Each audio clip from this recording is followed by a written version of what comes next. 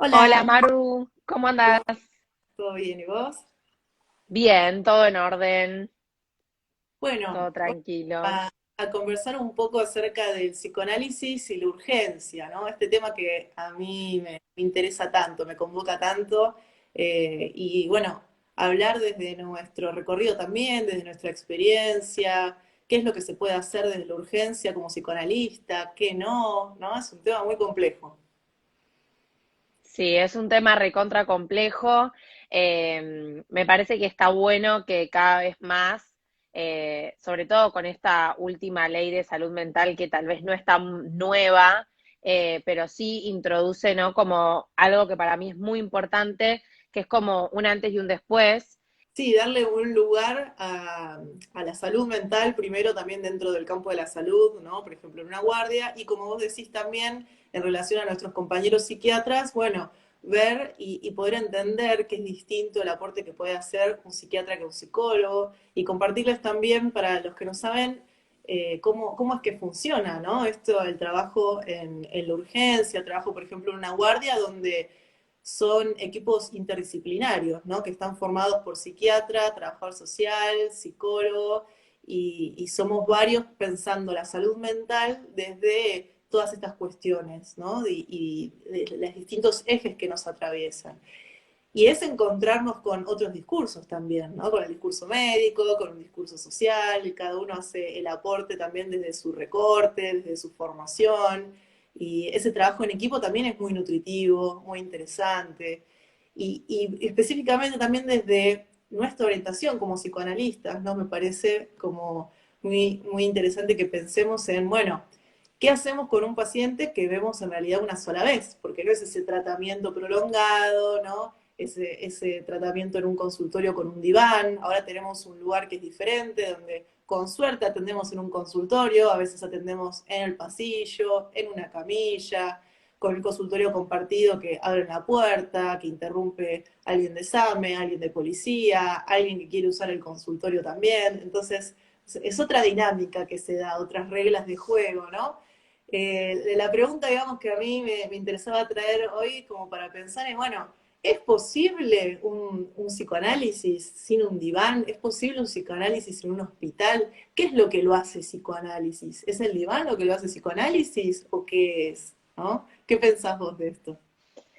Bueno, para mí el diván es una herramienta que se puede tomar, como no, y además, por más de que esté en el consultorio, la podés tomar con algunos pacientes y en algún momento del tratamiento, pero no con todos los pacientes y no en todos los momentos del tratamiento.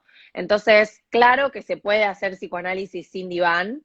eh, la pregunta para mí es, ¿se puede hacer el psicoanálisis en estas circunstancias que vos traías, ¿no?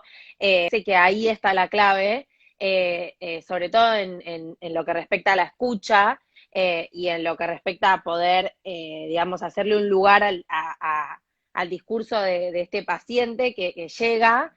Eh, Tal vez, bueno, no es el psicoanálisis como nosotros lo estudiamos en los libros, de este tratamiento en el consultorio con una frecuencia determinada, con cierto encuadre que estaría bueno respetar, pero sí se le puede hacer lugar y nosotros nos vamos a posicionar, creo yo, como psicoanalistas las dos, escuchando desde el psicoanálisis. Ahí está, esto es a lo que quería llegar justamente, ¿no? Me parece que lo que define si es psicoanálisis es la escucha, ¿no? Más allá del contexto, del encuadre, de si es con o sin diván, si es virtual o presencial, si es en una guardia, en un consultorio, donde sea, es la escucha del analista, ¿no? Esa escucha de lo simbólico, es otro tipo de escucha, que justamente diferencia de otras psicoterapias. Y el tratamiento justamente, o esa consulta, esa primera consulta, ¿no? Donde justamente es en un contexto de urgencia, porque digamos, no cualquier cosa llega a la guardia, llega esa urgencia, ese desborde, ese goce, ¿no? Motivos de consulta como para compartir con otros colegas, de lo que usualmente yo trabajo en una guardia del gobierno de la ciudad, y lo que vemos es violencia de género, situaciones de abuso, de violación, de intentos de suicidio, de mucha angustia, de brotes psicóticos, autolesiones, intoxicaciones de sustancias, sea drogas, medicamentosas, o intoxicaciones de alcohol, ¿no? Eso es un poco como el contexto en que recibimos un paciente y donde lo más probable, en el mejor de los casos, es que lo veamos una sola vez, y lo que se trata es de generar primero una red entre distintos dispositivos, ¿no? A ver si es un paciente donde tenemos que discernir cuál sería la estrategia terapéutica, si va a continuar un tratamiento ambulatorio, si va a requerir de otro dispositivo, si hay que internarlo o no, ¿no? También toda una decisión ahí que se pone en juego. Pero justamente es la posición en la que nosotros nos colocamos, desde la que escuchamos al paciente, y a diferencia de la medicina, ¿no? Donde un paciente ya que estamos trabajando con médicos, un paciente que llega a una guardia con una urgencia, lo que se intenta desde la medicina es esa vuelta a la homeostasis, ¿no? Una enfermedad como que rompe con algo y se intenta volver a la etapa anterior. Nosotros como psicoanalistas no queremos esa vuelta a la homeostasis, ¿no? Es ahora algo cambió, algo emergió, y a partir de esta primera vez que vemos a ese paciente, se intenta justamente generar una pregunta, ¿no? Hacer una pausa en esa urgencia y instalar ahí una demanda, un dispositivo analítico, una transferencia que ya no va a ser con nosotros, pero es la transferencia con el dispositivo, ¿no? Y para muchos pacientes es encontrarse por primera vez con LOPSI. A veces vienen con algo orgánico, ¿no? Y primero lo vio un médico y lo deriva hacia nosotros y nos piden la interconsulta y se encuentran con, pero ¿cómo que esto que me pasa en el cuerpo tiene que ver con algo emocional? Es un primer acercamiento al mundo de lo emocional, al mundo de la palabra para muchos, ¿no? Entonces, ese trabajo ahí nuestro es un poco también de orientación al mundo de la palabra, a introducirlos a ese mundo de la palabra, ¿no? Sí, completamente de acuerdo y está bueno esto que traes de las cosas que se ven en el hospital, porque la realidad es esa, no sé, nos guste, no nos guste, es la verdad, es lo que acontece, y eso te lleva a vos como terapeuta a ser sumamente creativo en un montón de intervenciones que por ahí tenés que hacerlas justamente en la urgencia, ¿no? O sea, ese paciente está en ese momento sufriendo esa crisis y bueno, hay que un poco hacer ciertos malabares como para poder dar con la tecla de esa escucha necesaria y de justamente alojar un poco de ese padecimiento que llega como muy desbordado que vos decís, que eso me parece que es, yo también cuando trabajaba en la guardia del Hospital Álvarez, además a mí me pasaba que nosotros trabajábamos los lunes a la mañana en el servicio y era un día que a mí me quedó muy marcado esto, que eh, por ahí cuando trabajamos con la psiquiatra y con la asistente social, era, bueno, vienen de todo el desborde del fin de semana, o sea, esto va a ser un quilombo, es un caos, y efectivamente era así. Entonces, bueno, eso es una realidad. Creo que hay un aprendizaje muy grande en este tipo de trabajos, porque realmente uno por ahí se expone a situaciones que en el consultorio pueden llegar a aparecer, pero no con ese nivel de urgencia que vos planteás, ¿no? Como no en ese estallido, ¿no? Me parece eso que hay mucho aprendizaje de eso y hay mucho aprendizaje en esto que vos decís de el contacto con otros discursos, sobre todo con el discurso médico, que es el que por ahí predomina, obviamente hay un discurso político, hay otro tipo de discursos, pero el médico es lo que predomina en una institución hospitalaria.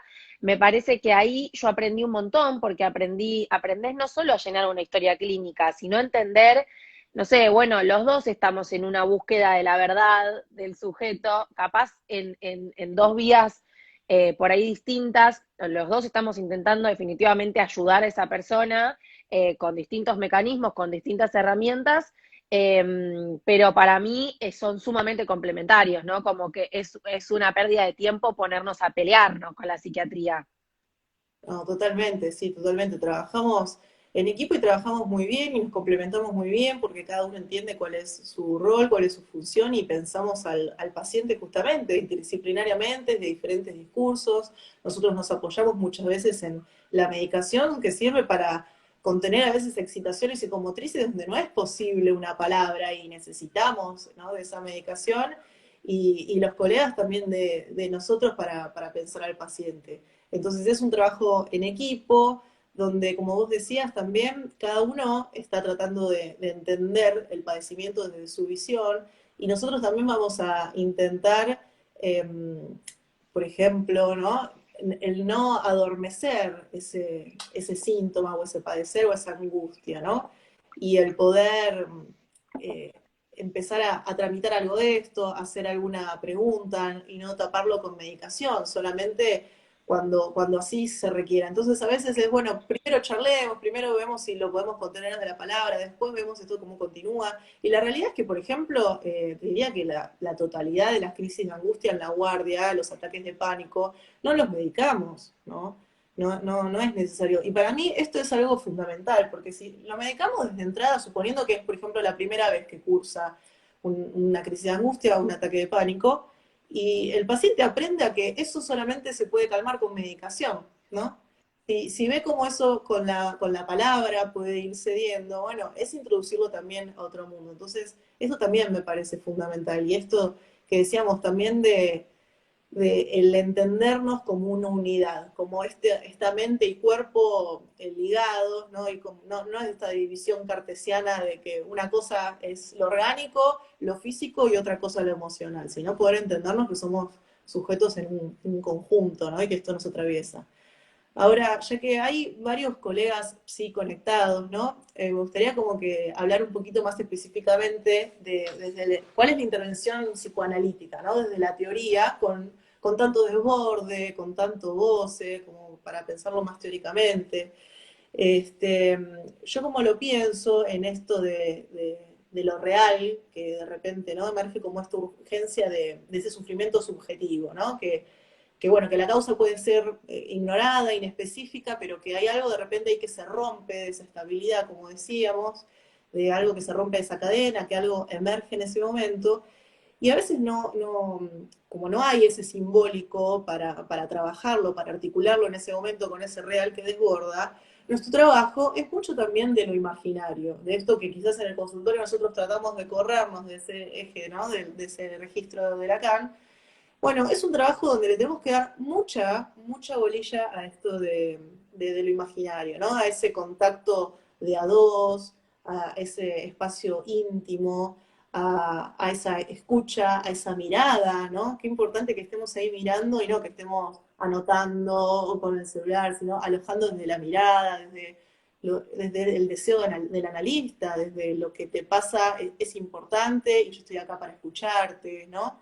Ya ahí desde el vamos, ya tenemos ahí, estamos abriendo un registro súper importante para empezar a alojar a ese paciente, donde después sí podemos articular lo simbólico, pero en primera instancia eso tiene que estar, ese primer contacto donde, por ejemplo, si viene un niño o un paciente en silla de ruedas, uno se le acerca, se le pone a la misma altura, son cuestiones básicas que podríamos estar mencionando en un montón de ejemplos, pero como para pensarlo, ¿no?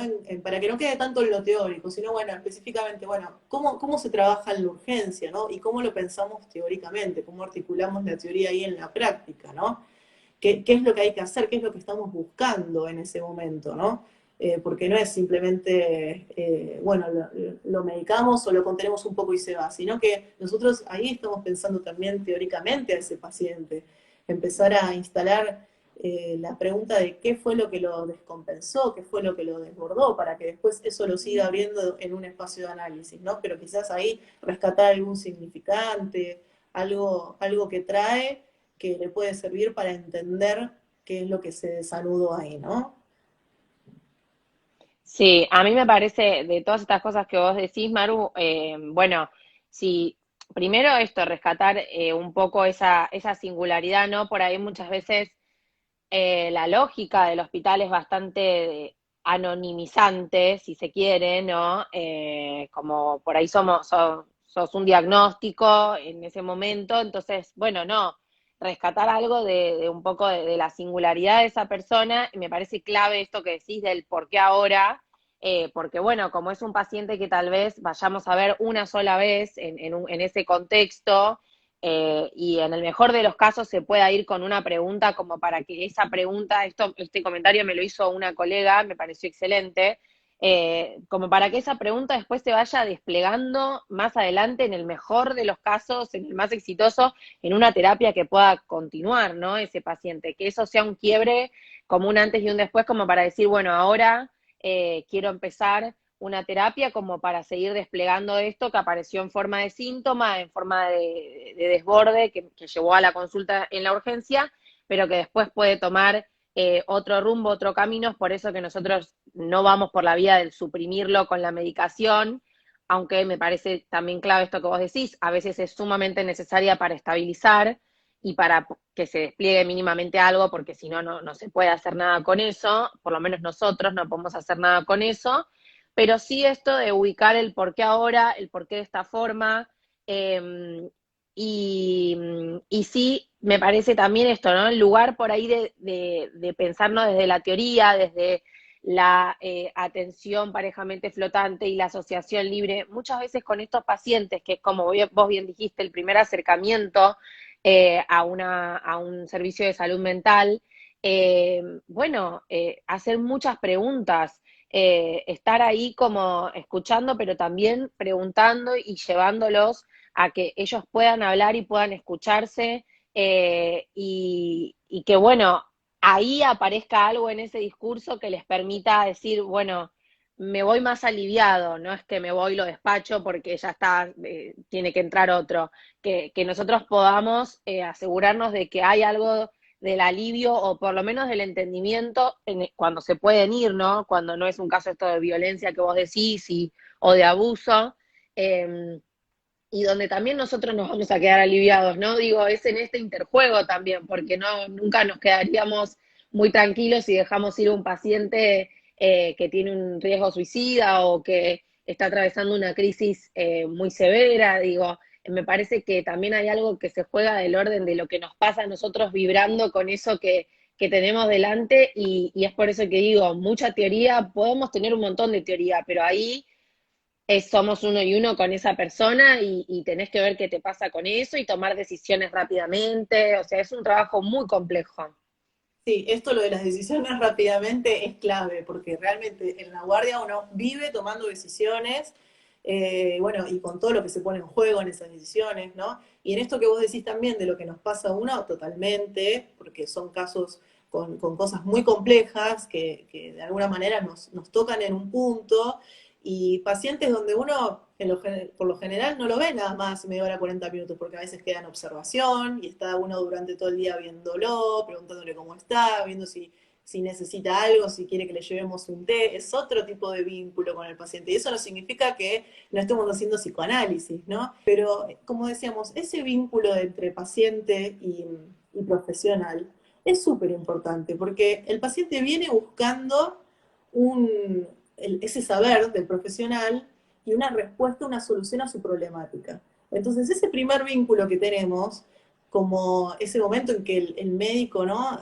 Donde todo se hace silencio y el médico apoya el estetoscopio y queda ahí en silencio con el paciente. Yo siempre digo, esa es una graficación hermosa de esa representación de ese silencio y de esa pausa que se necesita en la urgencia, ¿no? Sí. Y yo lo que pido a veces es este trabajo de lo particular con el paciente, porque si no parece que diagnosticamos desde el síntoma, ¿no? Ahí es donde yo voy con, diagnostiquemos subjetividades, porque a veces se diagnostica como, bueno, se peleó con la novia, es un acting, ¿no? Y se le resta la gravedad al asunto.